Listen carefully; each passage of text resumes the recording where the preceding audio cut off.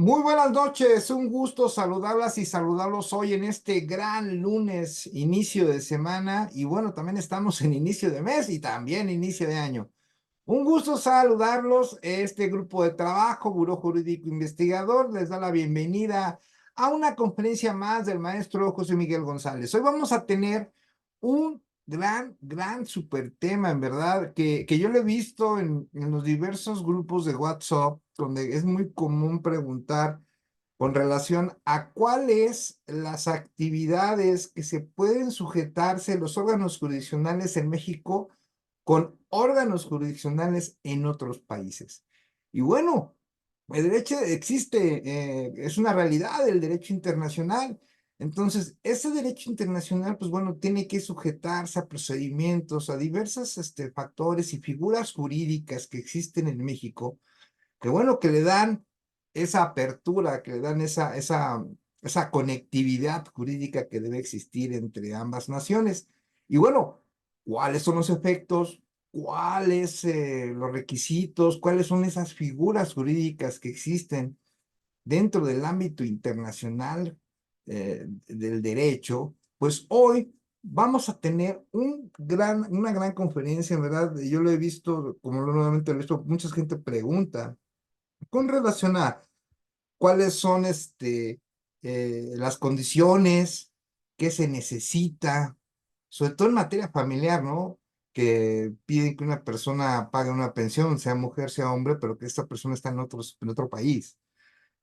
¿Cuál sería para emplazarlo, por ejemplo, ¿no? Y esa es una actividad de muchas más que existen. Entonces, ese en verdad es un gran super tema. Y bueno, hoy este grupo de trabajo, Buró Jurídico Investigador, presenta la conferencia Diligenciación de exhortos y cartas rogatorias por parte del gran maestro José Miguel González, licenciado en Derecho por la Universidad Nacional Autónoma de México, título con mención honorífica con la tesis Importancia Social y Doctrinal de los Interdictos.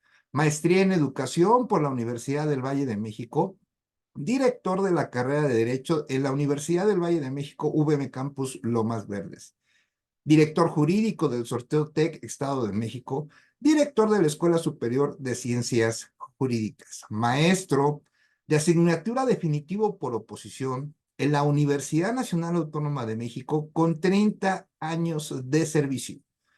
En septiembre de 2020 fue nombrado coordinador general de la Comisión de Estudios de Derecho Civil y Mercantil en el Instituto de Ciencias Jurídicas del Estado de México. Abogado postulante en materia civil, familiar, mercantil, laboral, agrario, administrativo, entre otras áreas del derecho, y es una unión de 30 años como postulante y más de 30 años como académico. Demos la bienvenida al maestro José Miguel González. Muchísimas gracias por su presencia. Cedo el uso de la voz al maestro José Miguel González. Buenas noches. Muchas gracias, maestro Jorge Gómez. Muy buenas noches tengan todos ustedes, estimados colegas, estimados amigos. Es un gusto de verdad para este grupo de trabajo Buró Jurídico Investigador el tenerlos aquí presentes en esta plática que vamos a dar en relación a lo que es la diligenciación de exhortos y de cartas rogatorias. Bien, yo quisiera antes que nada hacer algunos comentarios pertinentes respecto de este tema. Bien, son aspectos que no se descartan, son aspectos que desde luego se toman en cuenta. Sin embargo, consideramos pertinente, pues al hacer algunos comentarios respecto de este tema de la diligenciación de exhortos, despachos, cartas rogatorias. ¿A qué me quiero yo referir con esto? Pudiera surgir entre los presentes seguramente un comentario. Y digo, y es algo que no descarto y es algo en lo que me han apoyado y apoyo. Finalmente, el tema que vamos a ver el día de hoy tiene que ver con la reciprocidad. La reciprocidad es un tema, es la palabra importante el día de hoy. Y un primer comentario pudiera ser en el sentido de que alguien nos pudiera decir, no, pues mira, yo tengo corresponsales en la mayoría de las entidades federativas de nuestro país o a nivel regional. Y ellos me apoyan en la diligenciación de exhortos, entonces no tengo problema, yo se los hago llegar por mensajería, ellos lo diligencian, yo no tengo que trasladarme al juzgado exhortado y tengo ese apoyo. Eso es importante, sí, y yo recurro a ello. Tengo corresponsales y apoyo también como corresponsal, en concreto en la ciudad de Monterrey, en el Estado de México y en la Ciudad de México, entre otros lugares. Bien, eso no se descarta, es importante tenerlo. Pero también es importante ver algunos puntos finos respecto de ello. ¿Por qué? Porque hay veces que o no tenemos el corresponsal o tratándose sobre todo de diligencias donde vamos a requerir, como puede ser una diligencia de embargo, como puede ser un desalojo, necesitamos hacer acto de presencia, sobre todo como abogados patronos, apoderados, mandatarios, en fin. Es un primer comentario que quiero entonces traer hoy a la plática.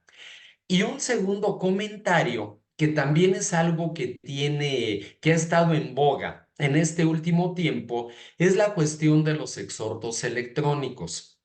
Encontramos ya en diversas entidades federativas que hacen llegar el exhorto al juzgado de destino a través de lo que es en este caso la vía electrónica. Y si se trata, por ejemplo, de emplazamientos, solamente de emplazamientos o de algún otro tipo de diligencias donde no se requiera la presencia de la parte interesada, pues el juzgado exhortado lleva a cabo la diligenciación del exhorto electrónico, obvio si éste se encuentra ajustado a derecho y ya no tuvimos tampoco que trasladarnos a ese lugar, al lugar de residencia del juzgado exhortado. Bien, son comentarios que yo quise traer en un primer momento a la plática para tenerlos muy en claro. Existen, no paso por alto esa situación, la de los corresponsales o lo que sucede hoy en día con los exhortos electrónicos. Hecha esta primera aclaración, este primer comentario, vamos a presentar a todos ustedes este trabajo que preparamos para el día de hoy y del que, por cierto, todos aquellos que estén interesados en adquirir esta presentación y el video de esta plática, pueden subir su correo al chat de la plática del día de hoy y con gusto les estaremos haciendo llegar este material. Pues demos entonces inicio a ello.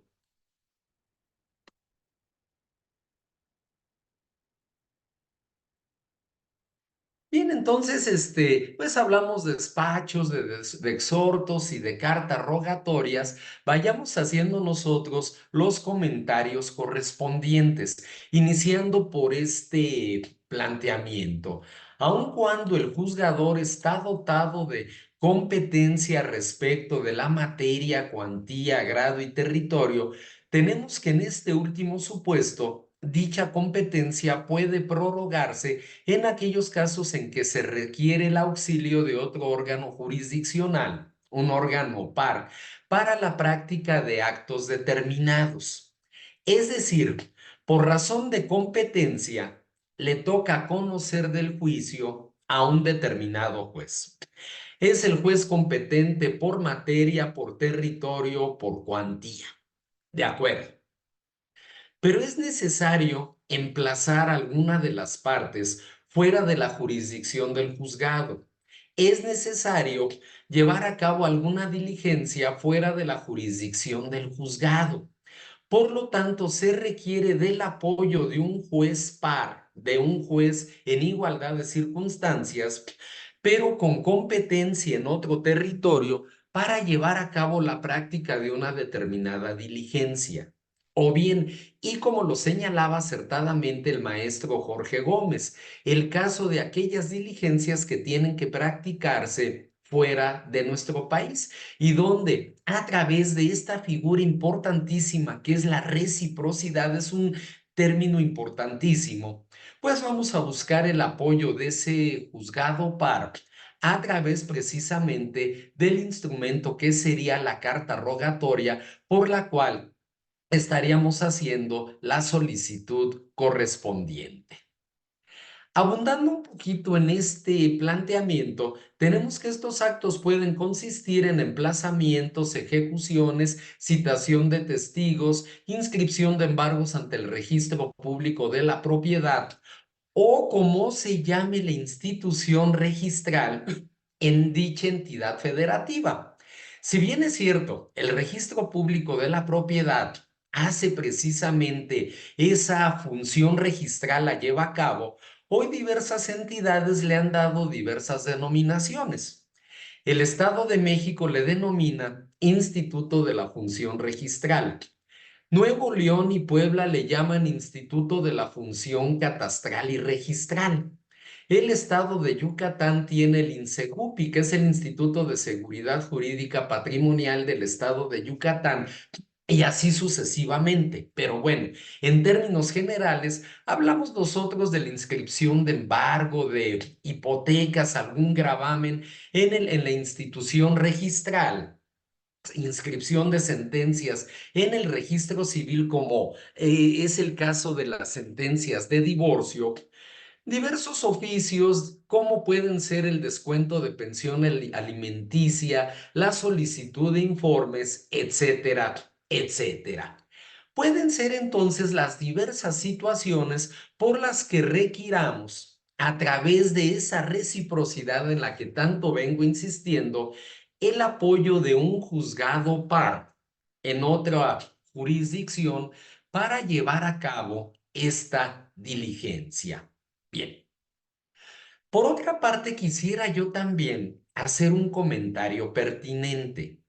Al hablar, por ejemplo, de informes de autoridad, al hablar nosotros, por ejemplo, del embargo de cuentas bancarias, sabemos también que existe el SIARA, el Sistema de Atención de Requerimientos de Autoridad, por el cual también a través de la vía electrónica yo puedo solicitar y el juez ordenar el embargo de cuentas bancarias, el informe acerca de aquellas cuentas de las cuales sea titular una persona física o moral y llevar a cabo determinados actos. También es importante señalarlo, esto del CIARA ha sido toda una innovación.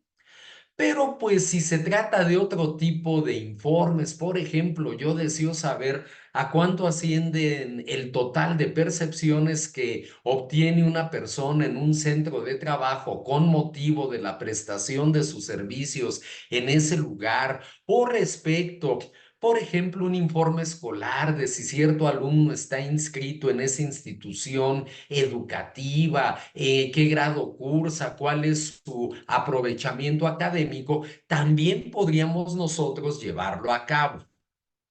Bien, entonces son los principales motivos por los cuales pudiéramos solicitar al juez del conocimiento, al juez que conoce y resolverá de fondo el asunto, que pide el apoyo de un juez con jurisdicción en otro lugar para el apoyo para cualquiera de estas diligencias que estamos nosotros aquí comentando. Bien, ¿qué son los exhortos? ¿Cómo pudiéramos nosotros aquí encuadrar o sintetizar lo que debemos entender por exhorto? Los exhortos son un medio de comunicación entre los juzgados del mismo rango. Tienen su origen en el hecho de que cada juez goza de un ámbito de competencia territorial fuera del cual no puede actuar de una forma directa y sin embargo requiere que alguna diligencia sea practicada en otro partido o distrito judicial.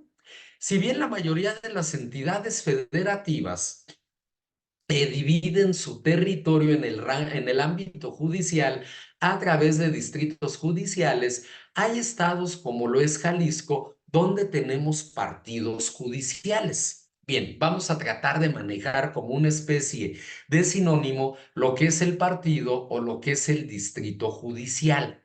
Se requiere entonces aquí del apoyo de un juez del mismo rango para llevar a cabo una determinada diligencia. Bien, yo no puedo de manera directa, por ejemplo, mandar ejecutar un auto de execuendo fuera de mi jurisdicción, no podría hacerlo para concretar a través de mi actuario, de mi ejecutor, de mi diligenciario.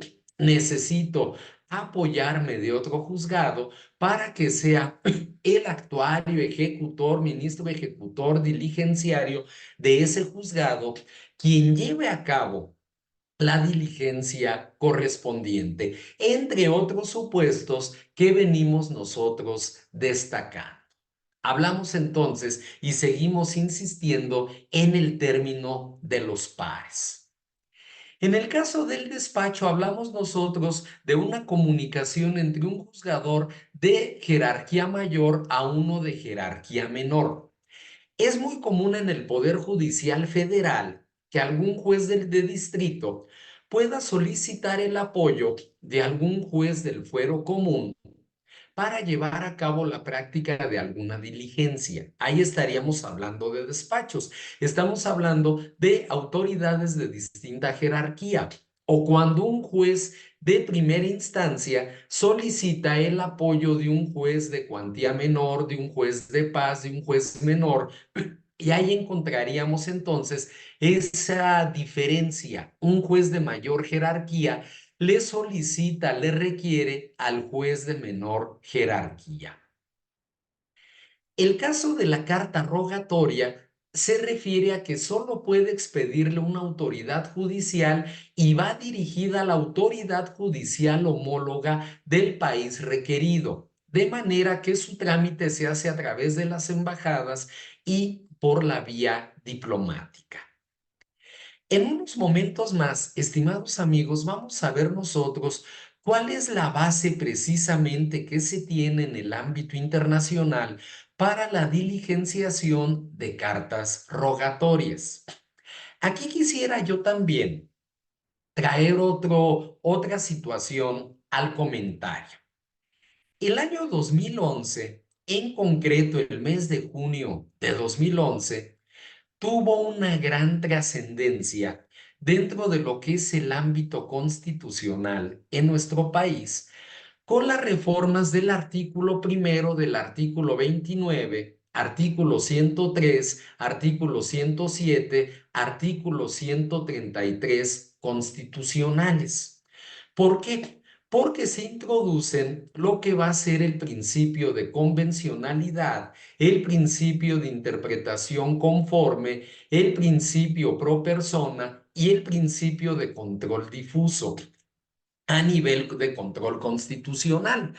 Por lo tanto, ya no solamente somos titulares de las garantías individuales que nos reconoce, que nos otorga la Constitución, sino que ahora somos nosotros titulares de los derechos humanos reconocidos, desde luego por la Constitución, pero también por los tratados internacionales celebrados por el Estado mexicano.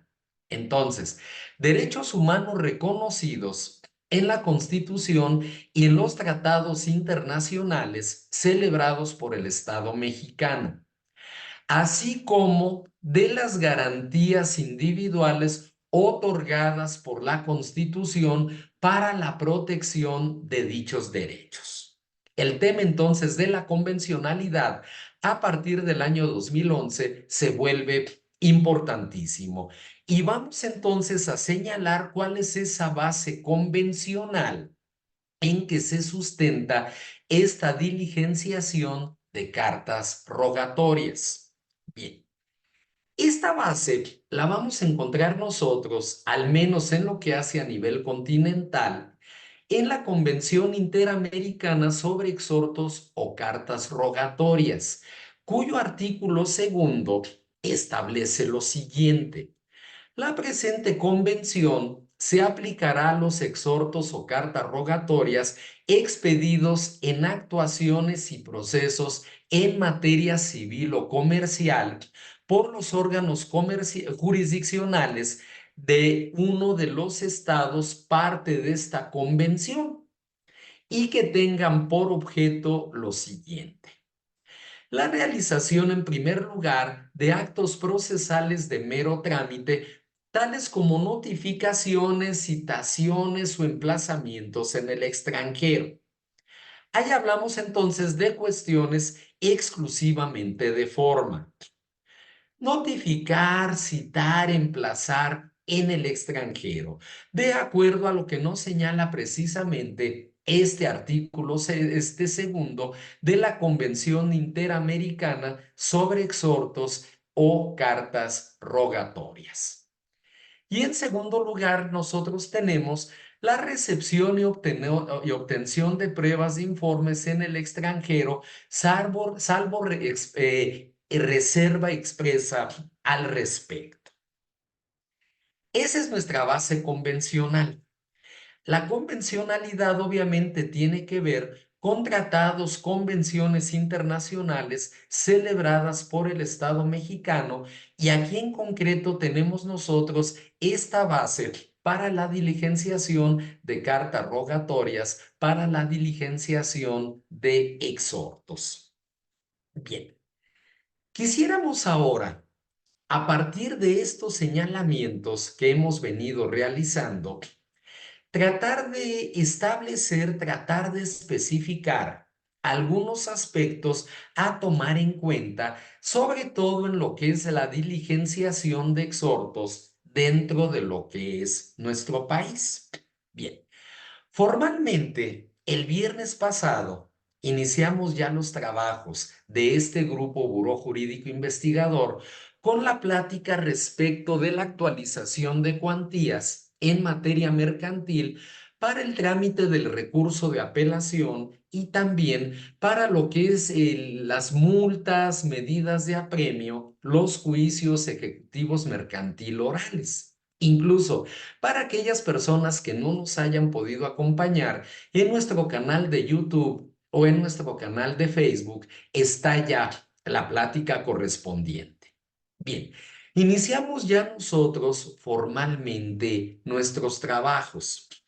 Estamos ya en el cuarto año de trabajo. Afortunadamente, con el apoyo de todos ustedes, iniciamos ya a mediados del año pasado formalmente nuestro cuarto año de trabajo. Y algo que nos da mucho gusto es encontrar a personas de diversas entidades federativas. De acuerdo ya con nuestro registro, hemos abarcado las 32 entidades federativas e incluso a compañeros, a colegas abogados que se han conectado ya desde el extranjero. Esto nos da mucho gusto. El comentario viene por lo siguiente. Vamos a señalar aquí algunos aspectos, algunos tips, si se me permite la palabra, para la diligenciación de exhortos. Sé que aquí muchos de ustedes podrían decir, fíjate que en mi estado, en mi entidad federativa o en el distrito judicial donde vivo o donde está mi despacho, donde ejerzo mi práctica profesional, además de lo que tú nos señalas, también se toma en cuenta esto o aquello, o aquí los exhortos llevan esto o requieren esto. Y todo ese tipo de comentarios son muy válidos. Por eso lo que aquí señalaremos es enunciativo, pero nunca limitativo, porque además de la ley, pues hablamos de los criterios de interpretación de la ley. Mucho también se solucionará, creo yo, con la entrada en vigor ya de lo que es el Código Nacional de Procedimientos Civiles y Familiares. Sí, mucho va a ayudar, pero consideramos pertinente el hacer estos comentarios. El juez exhortado, al proveer sobre el exhorto, determinará, y este es el punto por el que vamos y donde esperamos una respuesta positiva, determinará si lo encuentra o no ajustado a derecho.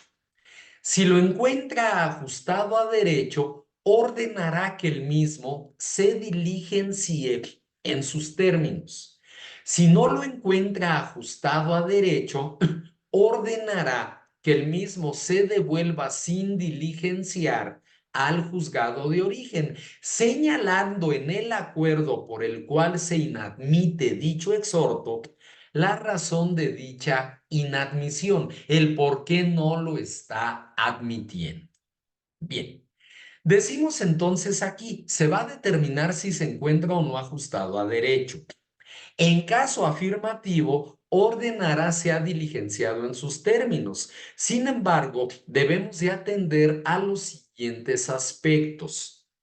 Primero, ¿qué juez es competente para diligenciar el exhorto?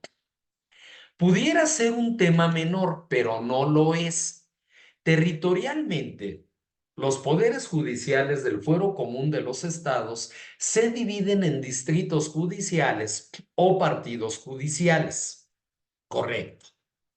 Hay entidades federativas, y pongo por ejemplo el caso del Estado de México, donde en un mismo distrito judicial podemos tener diversas competencias territoriales. Pongo un caso.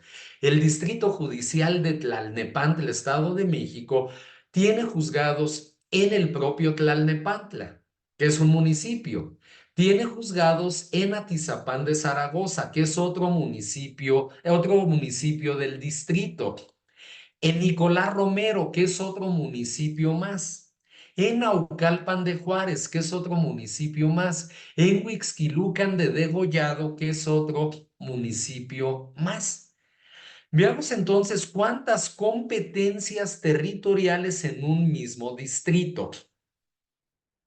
Así como también pudiéramos hablar de un caso contrario, de juzgados que tienen competencia en varios municipios.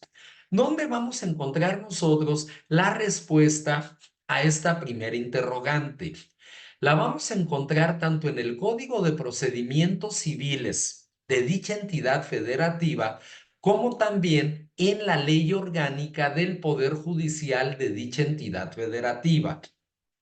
En el caso del Poder Judicial Federal, será en la ley orgánica del Poder Judicial de la Federación donde encontraremos la respuesta a esta primera interrogante.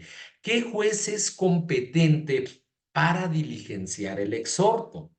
Si nosotros la presentamos ante el juez incorrecto, pues obviamente éste dejará de admitir el exhorto por considerarse y por ser incompetente para conocer del mismo. Segundo, de acuerdo con lo anterior, ¿cómo debe dirigirse el exhorto a fin de que éste sea recibido sin problema por el juez exhortado? Bien. Hay competencias que a lo mejor por nuestra práctica de años conocemos muy bien, no tenemos problema en ello, pero pudiéramos nosotros tener o estar ante lugares donde no sabemos qué juez es el competente. Voy a poner el caso. Yo puedo dirigir, por ejemplo, un exhorto al juez de lo mercantil de primera instancia en turno del Distrito Judicial de Ecatepec, Estado de México. Bien, ahí lo sé con certeza. Hay juez de lo mercantil. Pero hay entidades federativas donde no sé si lo hay o no lo hay. Simplemente sé juez en materia competente en materia mercantil o en materia civil o en materia familiar en tal lugar.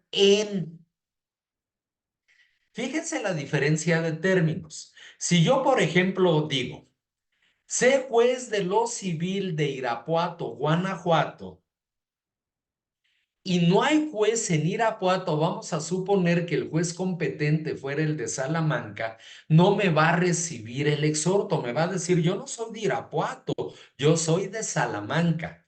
En cambio, si lo dirigimos al juez competente en Irapuato, va a decir, sí, aunque yo soy juez de Salamanca, tengo competencia en Irapuato y por lo tanto puedo yo recibir el exhorto.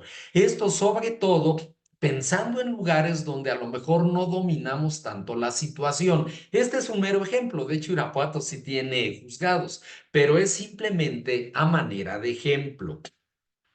Otra situación más que nos presentan tanto el estado de Puebla como el estado de Nuevo León. Ambos estados cuentan con juzgado especializado en exhortos y cartas rogatorias. Ya no es al juez competente, es al juzgado de exhortos y cartas rogatorias. Ya encontramos esta situación en estas dos entidades federativas, lo cual ha agilizado mucho el trámite de los exhortos. Se les quita trabajo a los jueces con competencia asignada y el juez de exhortos y cartas rogatorias se especializa exclusivamente en ello. Situaciones a tomar en cuenta. Tercero, y es un punto fundamental y sobre todo, y como lo señalábamos al principio de la plática, aparentemente el que haya ya exhortos electrónicos facilita la diligenciación de los mismos, pero muchas veces pudiera llegar a complicarnos, lo mismo que el exhorto tradicional al atender a esta tercera interrogante. ¿Qué insertos debe contener el exhorto? Es decir, los insertos necesarios. Puede ser que nos inadmitan el exhorto por no contener los insertos necesarios. Si yo voy a emplazar a alguien, debe venir inserto en el cuerpo del exhorto el domicilio de esa o esas personas físicas y o morales a quien vamos a emplazar, a quien vamos a notificar. Si vamos a citar testigos, ¿cuál es el nombre de los testigos y cuáles son sus domicilios? En el caso de los emplazamientos, las copias de traslado de la demanda y documentos base de la acción. Para la inscripción de embargos, las copias certificadas de la diligencia de embargo. En el caso de inscripción de sentencias de divorcio en el registro civil, pues desde luego copia certificada del acta de matrimonio y de la sentencia y auto que la declara ejecutoriada que ordena la inscripción de dicha sentencia de divorcio. Son los insertos que debe de llevar el exhorto, primero para que sea admitido y consecuentemente para que pueda ser diligenciado en sus términos. Hay señoritas o jóvenes que son muy amables, hablo de las personas a quien se les asigna la elaboración de un exhorto y que antes de la firma nos dicen, chequelo, licenciado, vea, está bien, está correcto, los nombres son correctos, los insertos están bien, antes de que se firme, ya para que se lo pueda llevar. También aquí debemos destacar el caso de la firma electrónica. Muchos exhortos son ya firmados de manera electrónica. De igual forma también muchos exhortos son firmados ya no por el juez, sino por el secretario de acuerdos o por el secretario conciliador en base a diversas circulares, y esto se ha hecho también para facilitar la labor de los jueces que en la mayoría de los casos están abrumados de trabajo. También eso hay que tomarlo en cuenta, estimados amigos, estimados colegas. Cuarta interrogante. ¿Podemos señalarle a la persona encargada de elaborar el exhorto cuáles son los insertos que debe contener? Yo aquí quiero ser muy enfático, amigos. Quiero ser muy enfático en relación a esto. Oiga, joven archivista, ¿a quién le toca elaborar este exhorto? Ah, le toca a Lupita. Lupita es la señorita que se sienta allá atrás, al lado de la Secretaría de Acuerdos. Bien. Oiga, Lupita, muy buenos días. Fíjese que le asignan a usted este exhorto. Vea el acuerdo, vea dónde se ordena. ¿Tiene usted alguna duda?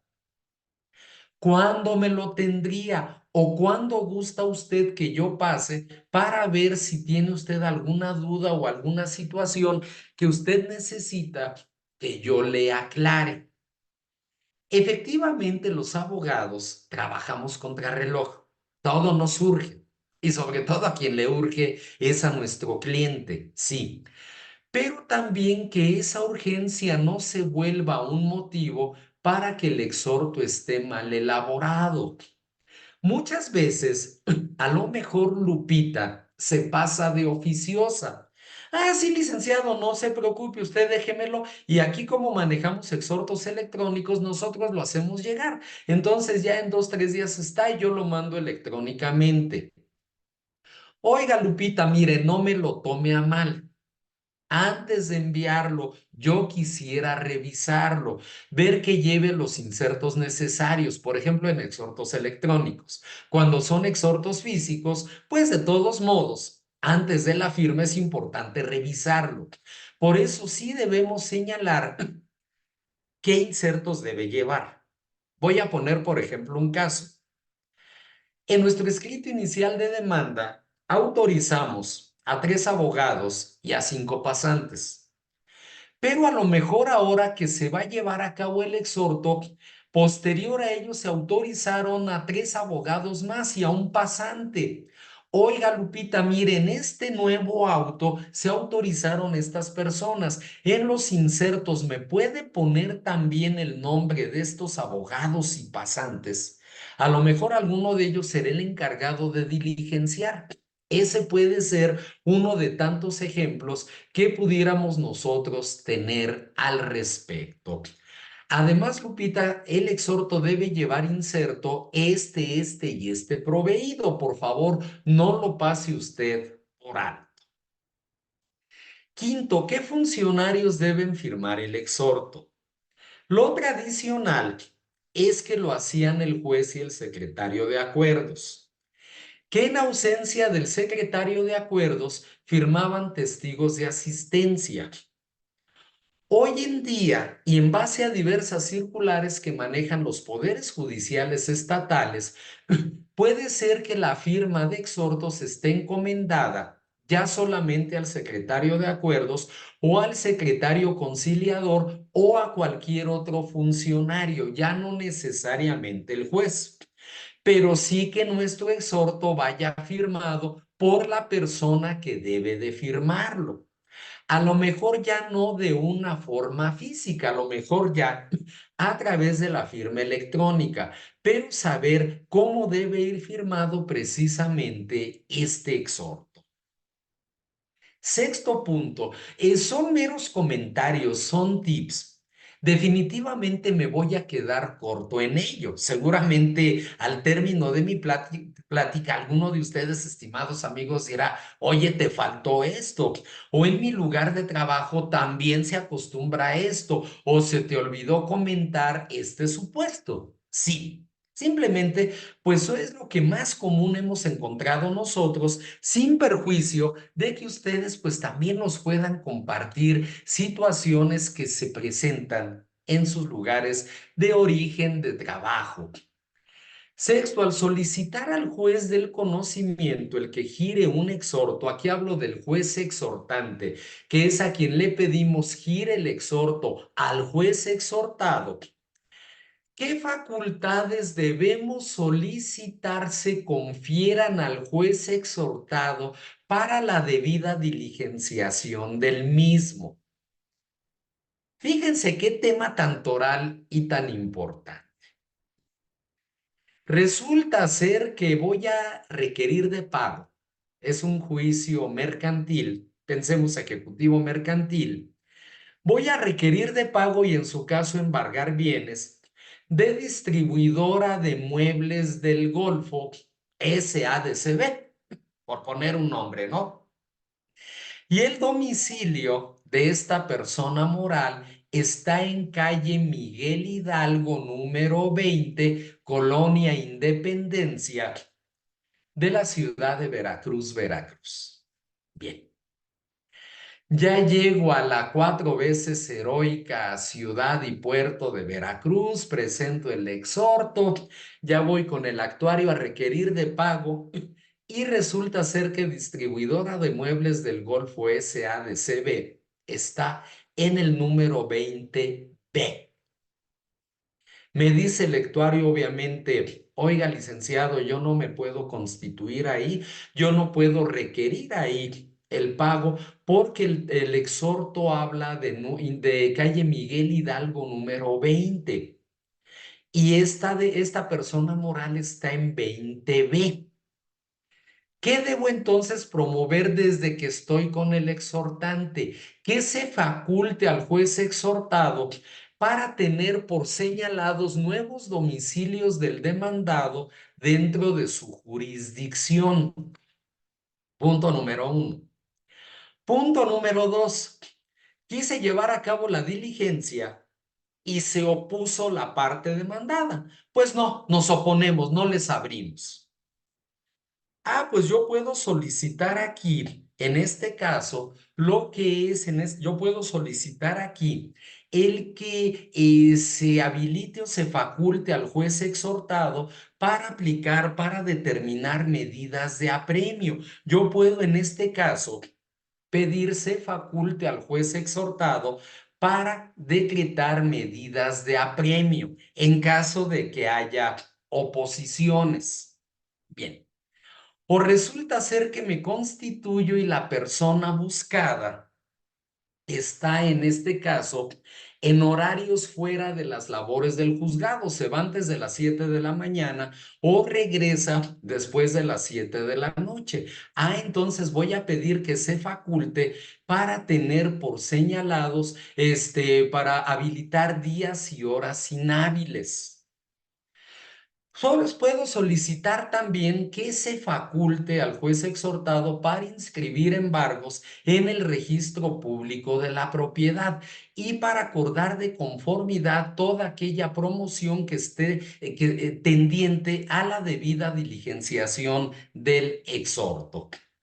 ¿Qué debemos tomar en cuenta? Todo esto para que el exhorto vaya con todas estas facultades insertas.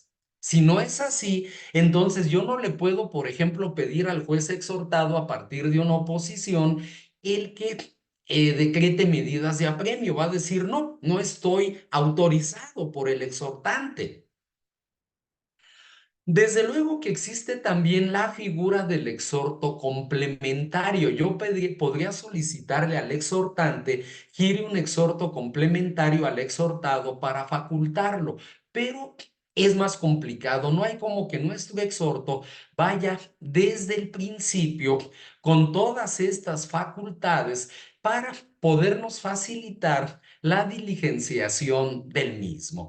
Y aquí marcamos como séptimo punto lo que es el exhorto complementario. Que es este caso, no iba habilitado. Yo a través de un exhorto complementario puedo solicitar la habilitación del juzgado exhortado para que se lleve a cabo una medida, se decrete una medida de apremio, se inscribe un embargo, se habiliten días y horas inhábiles, se tengan por señalados nuevos domicilios del demandado dentro de la jurisdicción del juez exhortado, etcétera, etcétera. Octavo punto, debemos conocer la ley local del juzgado exhortado, ya que es supletoria respecto de las diligencias solicitadas por el exhortante, sobre todo a nivel civil y familiar. Sabemos que a nivel mercantil, primero es el Código Federal de Procedimientos Civiles y a falta de disposición de este, ya sería, aquí sí, el Código Procesal Local.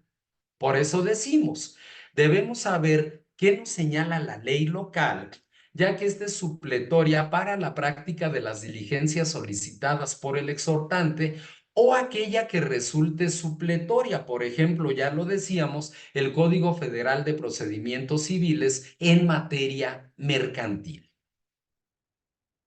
Noveno, ¿cómo optimizar nuestro tiempo de estancia en el lugar de diligenciación del exhorto, sobre todo cuando este es muy lejano? Y pongo una situación que todos hemos padecido aquí. o cuando no contamos con suficientes viáticos o tiempo para alargar nuestra estancia. Hablar directamente, oiga, vengo de lejos, traigo este exhorto, ¿cómo me pueden apoyar para que para que se pueda diligenciar a la brevedad? Antes se podía muchas veces hasta el mismo día en que uno presentaba el exhorto. Hoy la carga de trabajo lo ha venido complicando en ciertos lugares. Hay lugares donde de todos modos nos apoyan, pero pues buscar esto desde el principio el acercamiento, oiga, me puede apoyar, vengo de lejos, no cuento con el tiempo suficiente, los viáticos, en fin, ver cómo nos pueden apoyar en la diligenciación del exhorto. Hay veces que nos dicen, bueno, nos dice el secretario, yo ahorita le acuerdo el exhorto, pero vea la agenda del actuario. A lo mejor el actuario nos dice, pues sí lo apoyo, pero me va a tener que acompañar antes a 10 diligencias. No importa, licenciado, yo lo acompaño y hasta que ya se desocupe para poder nosotros llevar a cabo nuestra diligencia. Aquí vamos muchas veces contra reloj y es necesario el podernos apoyar en ese sentido. Volvemos a un punto que comentábamos al inicio de la plática. Si un corresponsal nos ayuda de avanzada, presentando el exhorto, sacando la cita, para que ya nosotros vayamos con certeza el día de la cita, pues esto desde luego puede ser muy positivo. Bien, o mandar a un propio que presente el exhorto y que ya regrese cuando el mismo esté acordado. Antes de planear nuestro viaje, a lo mejor aquí ya me estoy yendo a temas muy prácticos, pero es una realidad. Debemos indagar si el exhorto se presenta directamente ante el juez exhortado, ante el juzgado exhortado, o si éste debe ser presentado ante la presidencia del tribunal, para que éste a su vez lo dirija con un nuevo oficio a quien determine que sea competente para ello. Hay entidades federativas donde hay distancias muy lejanas de la capital del estado, que es donde está la presidencia del tribunal, hacia cierta ciudad o municipio. Dentro de un mismo estado podemos encontrar distancias de 400, 500 kilómetros, de 6, 7 horas de trayecto. Sería terrible llegar al juzgado y que nos digan, no, no se lo puedo recibir. Tiene usted que presentarlo en la presidencia del tribunal y el tribunal ya mediante oficio nos lo remite a nosotros. Hay juzgados donde no hay problema, no lo reciben sin que medie la presidencia del tribunal, pero hay entidades donde sí tiene que ser forzosamente a través de la presidencia del mismo. Por eso hay que preguntar si es necesario dirigirlo a la presidencia del tribunal para que éste a su vez lo dirija a quien designe como juez competente para la diligenciación del mismo. Como onceavo punto a comentar, son meras sugerencias, insisto en ello. Si en nuestro primer viaje solo presentamos el exhorto y pensamos regresar más adelante, debemos prever que a lo mejor el juez exhortado, y esto también es un punto que pudiera traer una situación adversa, si el juez exhortado señala un término perentorio para llevar a cabo la diligenciación y cuando nosotros regresemos, que este término haya ya transcurrido y no podamos diligenciar. A lo mejor el juez exhortado dice, se admite obsequies en sus términos y se otorga a la parte correspondiente un término de 15 días para su diligenciación. Regresamos el día 20, ya no podemos diligenciarlo, a lo mejor ya hasta fue devuelto al juzgado de origen. Por eso es importante, inmediatamente que salga acordado, hacerlo conducente para diligenciar, sobre todo cuando se presente este supuesto, determinado número de días para llevar a cabo la diligenciación de dicho exhorto. Hay entidades que así lo estilan, hay entidades que no lo estilan, pero hay que prever cualquier tipo de escenarios en ese sentido. Un décimo segundo comentario. El litigante que se encargue de diligenciar el exhorto debe tener la personalidad y facultades suficientes para ello, amén de que éstas deberán estar insertas en el texto del exhorto. Nos referimos aquí sobre todo a la figura de apoderados, de mandatarios judiciales en términos del artículo 1069 del Código de Comercio o en términos del Código Procesal Civil local, en aquellas entidades donde se permite la figura del mandatario judicial. El caso del endosatario en procuración, hablando de los juicios ejecutivos mercantiles, y en el caso concreto de los títulos de crédito. ¿Por qué? Porque a lo mejor yo quiero diligenciar y a lo mejor yo soy un abogado autorizado para oír y recibir notificaciones, pero se trata de una diligencia de embargo y a lo mejor no a lo mejor, es una diligencia de embargo. El actuario me va a decir, sí, licenciado, pero usted no es el endosatario, no es el apoderado, usted nada más es un autorizado y yo no me puedo constituir asociado de usted para llevar a cabo la diligencia. Le voy a dar una fecha, saca su agenda. Pero ese día sí que venga una persona con facultades para llevar a cabo dicha diligencia. Sobre todo en el caso de títulos de crédito, sobre todo en el caso de aquella representación de personas morales a través de apoderados, administradores únicos, representantes legales. Contar con esa debida legitimación para llevar a cabo la diligenciación del exhorto correspondiente. Un treceavo punto. Una vez diligenciado el exhorto, es conveniente que la devolución de dicho exhorto se haga por nuestro conducto y no por conducto del tribunal con el fin de evitar dilaciones innecesarias. Ya terminamos, ya se diligenció. Hablar en el juzgado, me pueden elaborar mi oficio de devolución y entregarme el exhorto para yo llevarlo al lugar de origen. Es muy importante. De no ser así, será de tribunal a tribunal, muchas veces a través de mensajerías, y esto es muy largo. Sé que también hay entidades que a lo mejor nos dicen, no, no te lo puedo dar a ti. Tiene que ser a través de la presidencia del tribunal. Bien, si es así, pues no hay forma de que nos lo entreguen a nosotros ni hablar. Pero si hay esa posibilidad de que nos entreguen a nosotros el exhorto, qué mejor, es lo ideal, ¿no? Bien.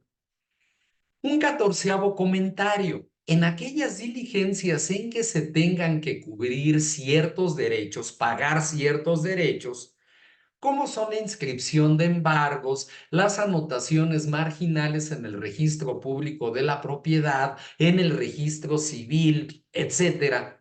Siempre es importante conocer de antemano a cuánto asciende el importe de dichos derechos para llevar el recurso económico suficiente para nuestro viaje. Bien, a lo mejor pudiéramos ser muy generosos nosotros y decir, bueno, no hay problema, yo lo pago de mi peculio y después le informo al cliente para que éste me reembolse el gasto. No quisiera aquí ser suspicaz ni tampoco irónico, pero si hay forma de saber de antemano, antes de diligenciar el exhorto, a cuánto asciende el pago de dichos derechos, qué mejor que el cliente pues ya me haya cubierto de antemano los mismos para que no tenga problema al momento de erogar. Sé que son comentarios que a lo mejor pudieran no ser de fondo. Incluso alguien podría considerarlos, pues, irrelevantes o fuera de lugar. Pero créanme que cuando está uno en el lugar se sufre demasiado. ¿Qué mejor entonces que llevar todo esto de antemano? Y un quinceavo comentario antes de realizar el viaje. debemos corroborar que el día en que pensamos presentar el exhorto, el día que vamos a ir al lugar, sea un día hábil para dicho tribunal, para el tribunal exhortado, o bien si es necesario sacar una cita previa para ello. Fue muy común en tiempos de pandemia el que se tuvieran que sacar citas para presentar exhortos. Ya llegué al lugar, pero tengo que sacar una cita. Y a lo mejor entre que me dan la cita y todo, me tengo que quedar 2 o 3 días más. Ver si es necesaria o no la cita y ver también si ese día es hábil. A lo mejor no es un día de descanso obligatorio a nivel nacional, pero a lo mejor en esa entidad federativa ese día casualmente es un día inhábil. Y eso también pues nos provocaría muchos dolores de cabeza.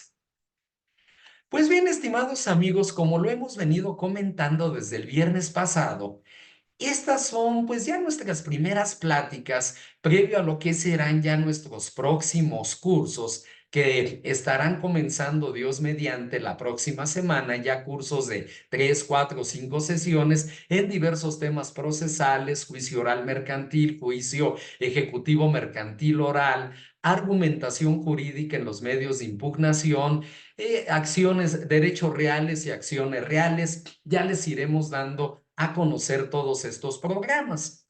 Pero sí quisimos iniciar el año tanto con nuestra plática del viernes pasado de actualización de cuantía, como también con esta plática que nos presenta todos estos aspectos que son fundamentales para la debida diligenciación de los exhortos y de cartas rogatorias.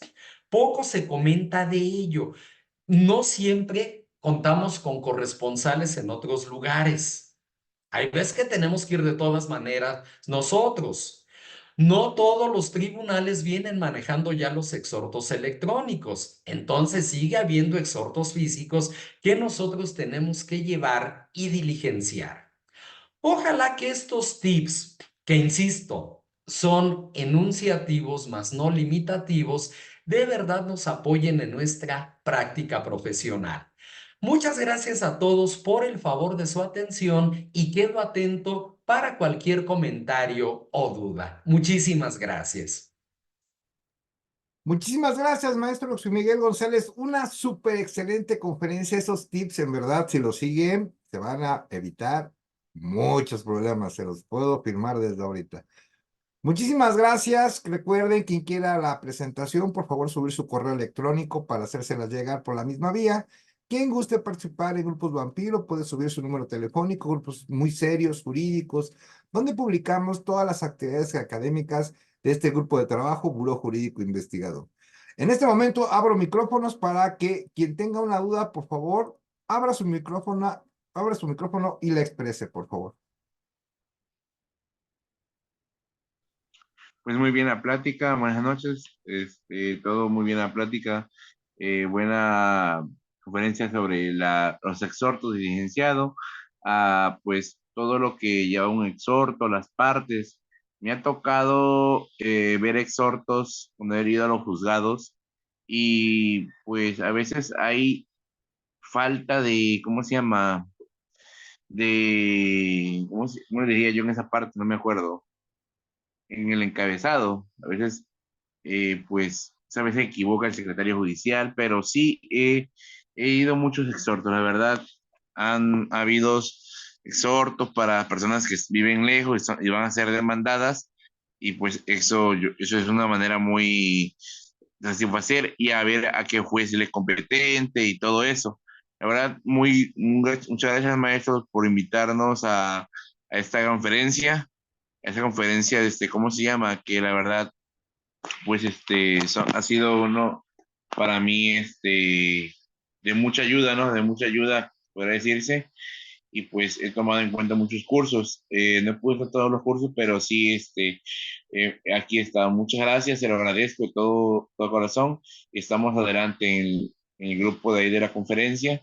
Ahí estamos, para seguir impartiendo más ideas y opiniones y aprendiendo más de ustedes que son como abogados en derecho, que ya tienen experiencia y estamos aquí a la orden. Gracias. Gracias a usted, licenciado, muy amable, estamos a sus órdenes. Muchas gracias. Noche de Nahuatl y nuevamente. Y el próximo miércoles, como lo avisamos el viernes pasado, también vamos a tener. Y también vamos a tener el viernes. Y mañana les tengo una sorpresa. Repito, mañana va a haber una sorpresa. Estén pendientes de nuestras publicaciones, porque mañana también tenemos una sorpresa. ¿Alguien más que tenga una duda, por favor, puede abrir su micrófono y expresarla? Claro que sí, maestro, muchas gracias. No es duda, sino al contrario, es una felicitación para ambos, mi admiración y cariño como siempre, para ustedes. Y pues magistral, como siempre, el maestro José Miguel. Un saludo y un abrazo fraterno y cordial. Gracias. Muchas gracias a usted, licenciada, muy amable. Muy amable, muchas gracias. ¿Alguien más que tenga una duda o algún comentario puede abrir su micrófono, por favor? Disculpe, una pregunta, ¿cuándo será la próxima reunión? La próxima reunión es el próximo miércoles. Vamos a hablar un gran tema también con el maestro José Miguel, Ok. gratuito, Noche Nahuatili, pero mañana les tengo una sorpresa, pero eso la voy a publicar hasta el día de mañana, porque pues, se Sí, nos de hace ser una hecho, sorpresa. las conferencias que han habido gratuitamente nos han ayudado mucho, la verdad. A nosotros como estudiantes de Derecho y como a los abogados, pues nada, nos ha servido mucho, la verdad. Se lo agradezco de todo corazón. Pues la verdad, gracias por esas enseñanzas, esas teorías y prácticas dentro de estas conferencias que han habido. La verdad, feliz año de nuevo para todos y para usted, maestro, muchísimas gracias. Se lo agradezco de todo corazón. Buenas noches, hasta luego. Muy buenas gracias. Muchas Buenas gracias. noches, gracias. ¿Alguien más que tenga un comentario, alguna duda? Puede abrir su micrófono, por favor. Hola, buenas noches, maestro. Adelante, Yo por tengo favor. un comentario y bueno, también una duda. En la situación de exhortos, en materia laboral, se tramitó un exhorto, pero duró alrededor de más de 2 años bueno, a final de cuentas nunca se llevó a cabo porque la empresa se dio de baja. Entonces, esto es un comentario de algo pues que pasa en realidad, que son muy tardados, que están desfasados, que la autoridad responsable comete muchas omisiones, errores, etcétera, y que a final de cuentas pues afectan, en este caso, en materia laboral, pues al trabajador. Y al respecto, mi duda es, ¿se puede tramitar algún tipo de, digamos, juicio de responsabilidad para el presidente o el juez? Sí, licenciada, claro que sí. Fíjese que, bueno, estamos todavía viviendo parte de los efectos de la coyuntura que se presentó en el tema laboral al sustituir los tribunales laborales a las juntas de conciliación y arbitraje, tanto a nivel local como a nivel federal. Con esta creación de los tribunales laborales se pretenden mucho, pues, facilitar todo este tipo de trámites. Sabíamos que la diligenciación de exhortos de una junta a otra junta, pues eran terribles, iban mal hechos los exhortos, había mucha informalidad en ello. Mucho se trata de sustituir con ello. Más que un juicio de responsabilidad, si pudiéramos, bueno, ahí va a depender de la ley orgánica del tribunal de cada entidad. ¿Qué se contempla para este tipo de situaciones, para este tipo de responsabilidades que desde luego repercuten en lo que es la administración de justicia? La lentitud, el que vaya mal dirigido un exhorto, que no lleve los insertos necesarios, pues desde luego que repercute. Ya la vía administrativa correspondiente para denunciarlo lo contempla la ley orgánica de cada entidad federativa. Muchas gracias, maestro. Excelente conferencia. Gracias, muy buenas noches. Muchísimas gracias. ¿Alguien más que te quiera un comentario? Miren en el chat, maestro, se lo voy a leer. Es bien difícil cuando el exhorto es de otro estado. No hay forma de establecer comunicación con el actuario. Si nos dan su número telefónico, nunca contestan los mensajes ni llamadas. Bueno, eso ya es problemas, ¿no? De siempre que existen en otros tribunales. ¿Alguien más que tenga una duda? Que puede poner su micrófono, por favor. No tenemos dudas. Últimas palabras de su conferencia, maestro José Miguel. Muchas gracias.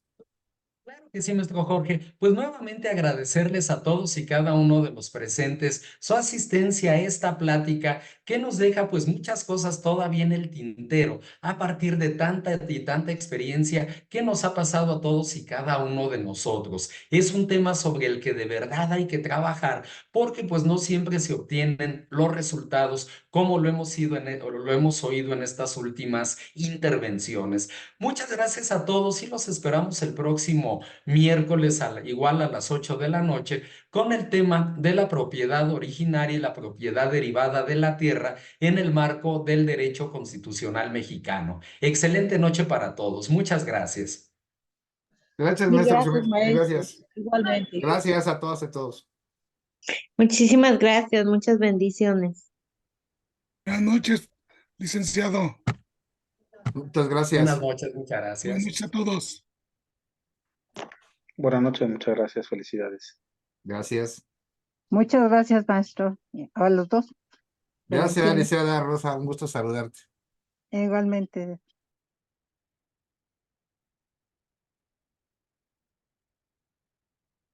Gracias. Doy por terminada la conferencia.